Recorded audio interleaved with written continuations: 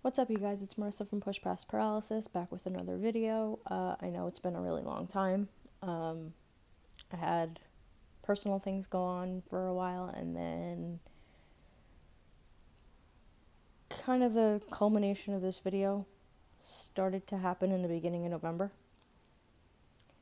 And then over the past week or so, I knew I had to make this video. I was contemplating not making it when the first incident happened on my birthday. But like I said, God, the universe, somebody wanted me to make this video. So on my birthday, I found out that Aaron Carter passed away from what I'm gathering is an overdose. Then, about a week ago, Jason David Frank, otherwise known as the Green and White Power Ranger Tommy, passed away by suicide. And as you all know, and if you're new here, I'm about to tell you, I lost my brother 7 years ago to suicide. Mental health, specifically in men, needs a lot of work. Now, it's escalated a lot over the past couple of years with everything going on in the world. I get that. But, and mind you, when it's celebrities, which I'll get into, we only see a small glimpse.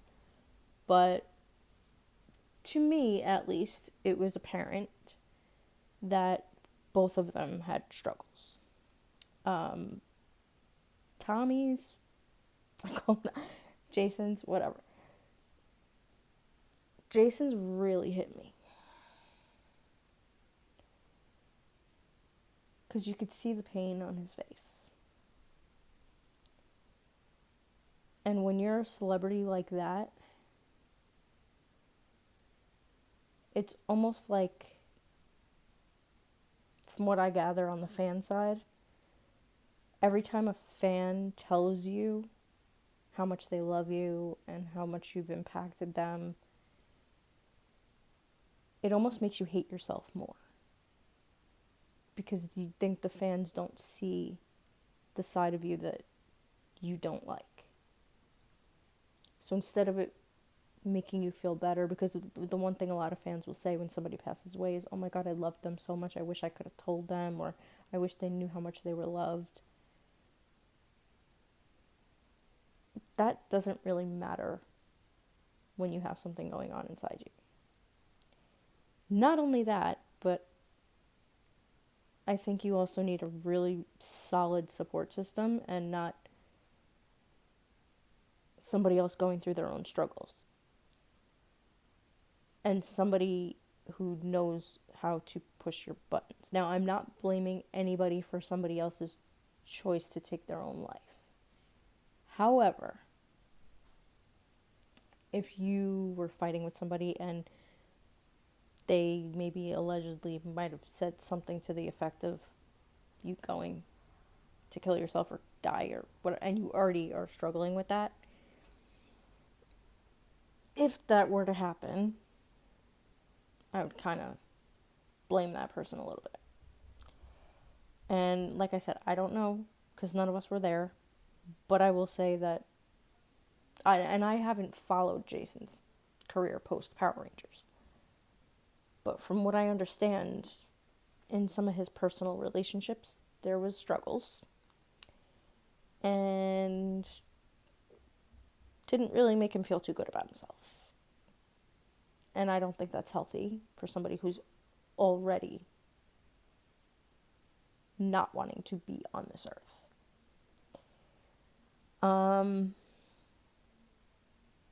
So what do we do? Like I said in the beginning of this video, like, we need to do something with mental health.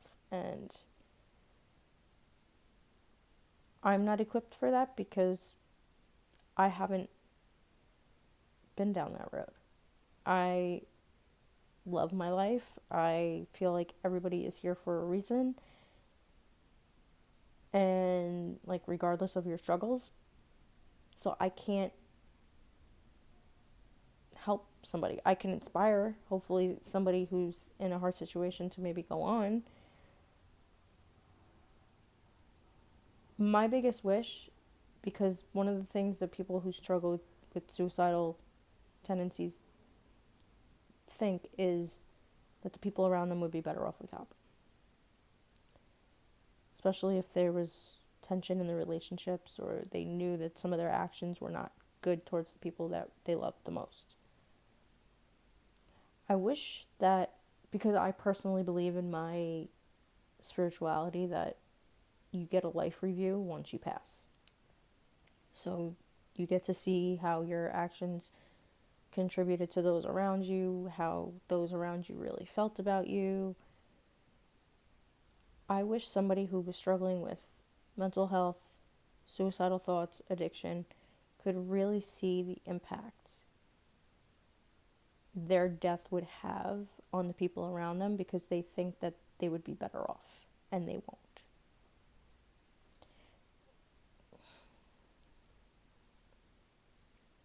My brother actually said that, so that's why I'm getting a little. So I feel like, because whatever mental illness or addiction takes over, they're not the same person.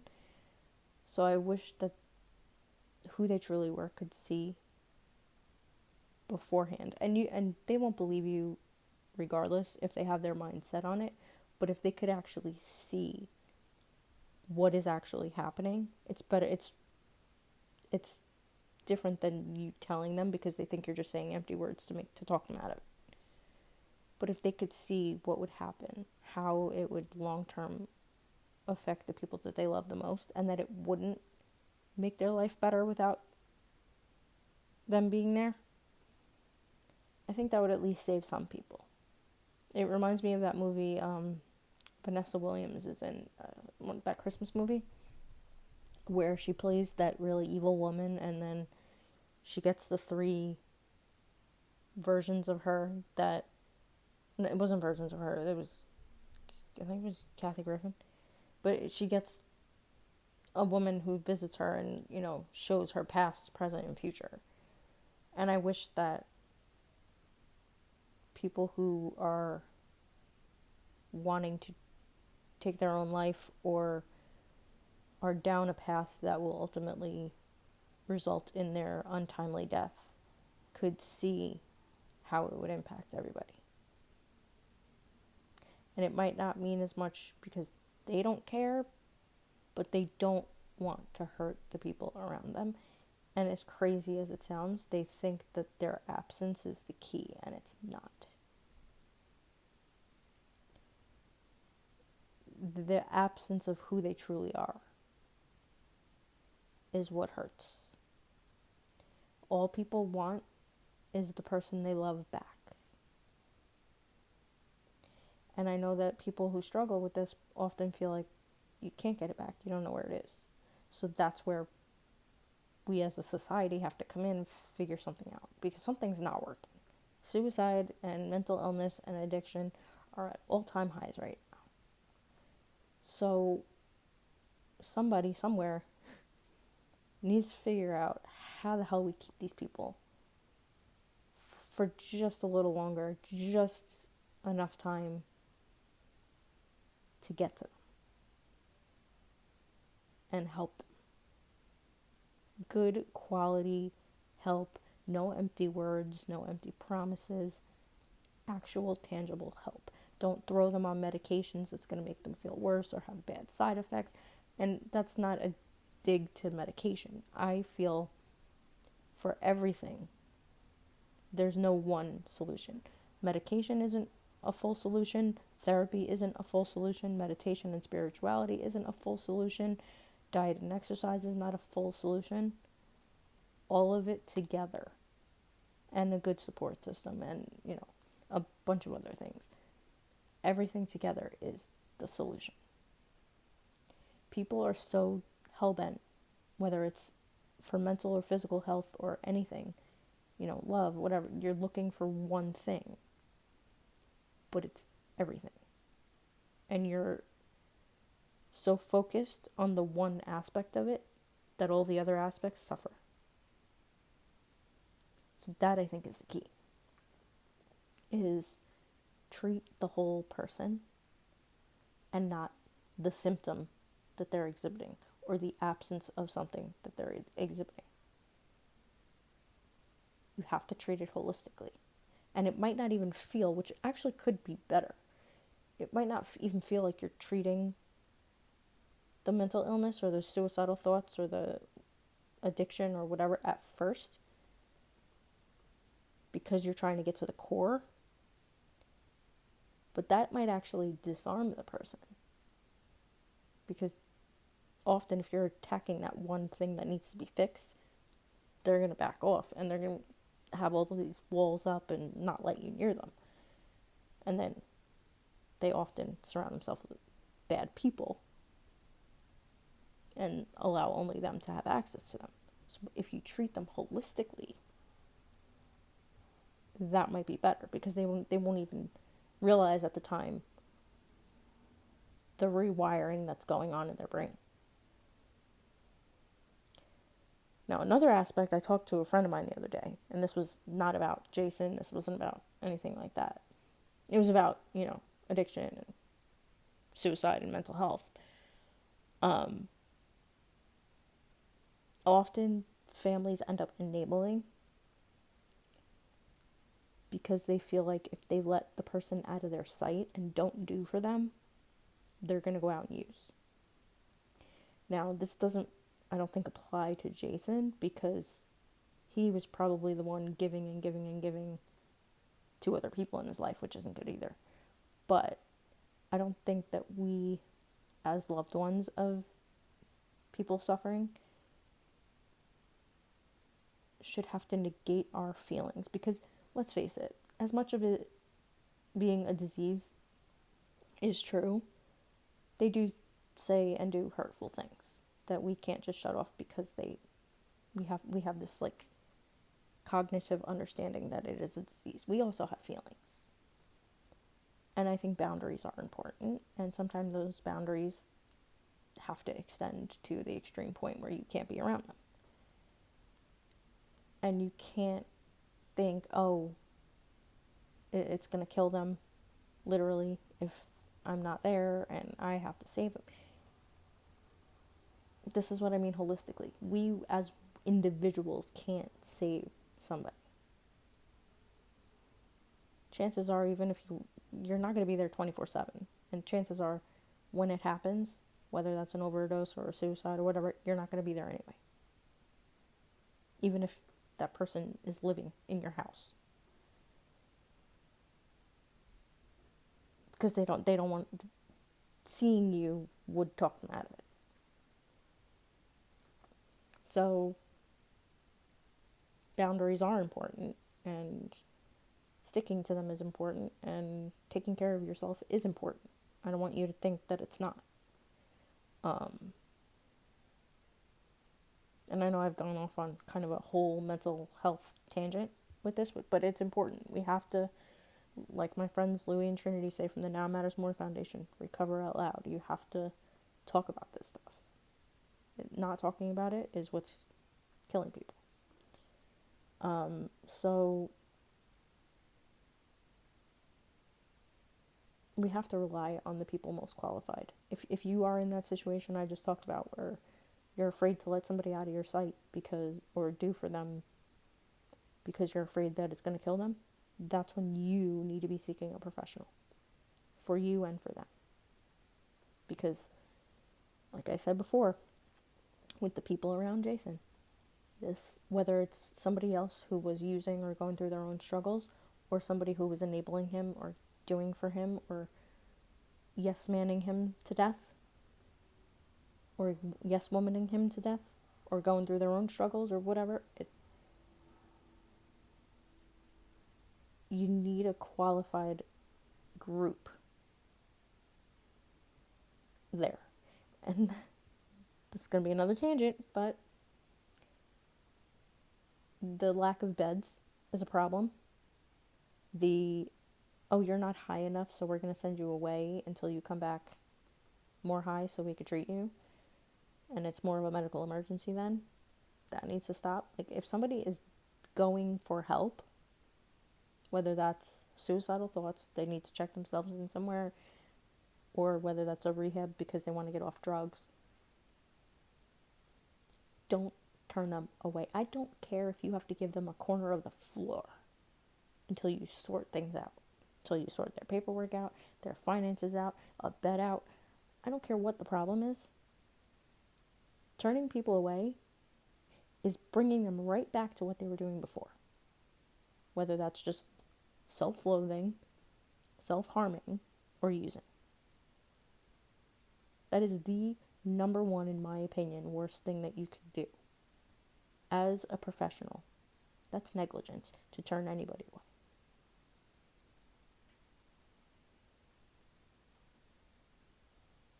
Whoever created this problem, this epidemic, both epidemics, the drug and the mental health epidemic, which are one is part of the other, but whatever,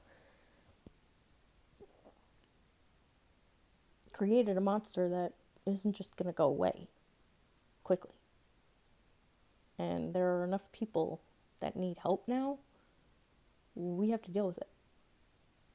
You can't just keep pushing them onto the next person, or shoving them away, or making them feel like they can't seek help. And like I said before, with men, we have to make it more acceptable and welcoming for men to seek help. Not, oh, they're going to tell their story and this is just so inspiring and I relate to this. No, I get that. I get the whole concept of the courage it takes for somebody to speak out about their mental health.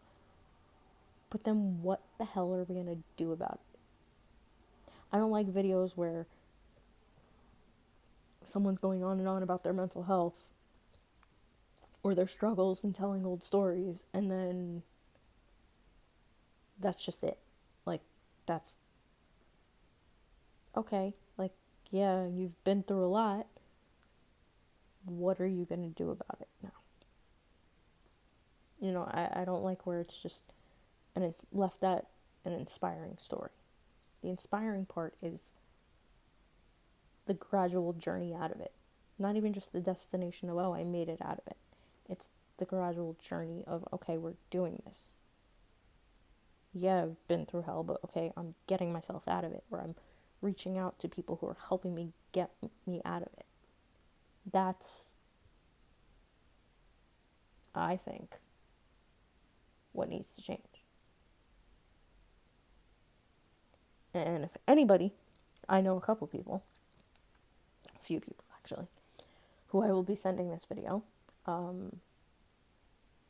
to, show whoever they want to show, because I think that the families of those left behind, it's important. And not only that, I'm also a disabled woman where, regardless of the fact that I haven't struggled with suicidal thoughts and I haven't had much depression or anything like that, seasonal maybe because I hate the winter, but that's another story. I've been in a circle of enough people with disabilities to know that their mental health sometimes struggles more than their physical. And it's just very important.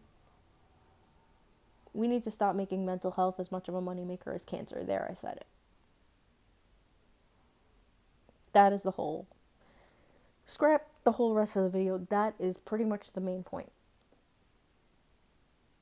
Mental health is now being used like cancer was used for so long. And cancer is still being used because a lot of the things that do work are not even allowed because they know they won't make money on it because everybody will be cured. How about we focus on helping people and stop focusing on making money trying to help people by keeping them on something or doing something that's not really working and not really impacting the quality of their life and staying that way forever just to keep breathing. Let's focus on actually truly living again. living in community, living a healthy, happy life with a quality of life, mentally, physically, emotionally, spiritually. Okay? So, I thought I would cry more in this video, but the more I think about the mental health pandemic, it pisses me off. And he didn't have to die.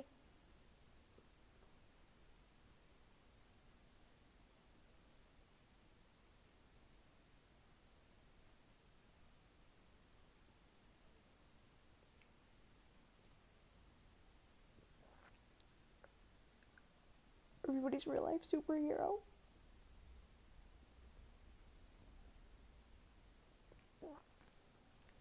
Rest in peace, Jason.